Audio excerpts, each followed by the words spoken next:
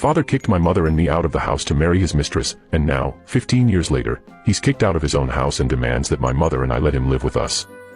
My mother and I used to live in my father's house, but despite that, we rarely saw him, as he basically only went there to borrow money from my mother, money that, of course, he never returned, and then he would leave to spend the money. During that time, things were very difficult, as I was just a child and my mother had to work alone to support the household, but we always managed somehow, and my grandparents always helped us too, and overall, even without my father, I was happy. However, one day, my father just came home and told my mother and me to leave.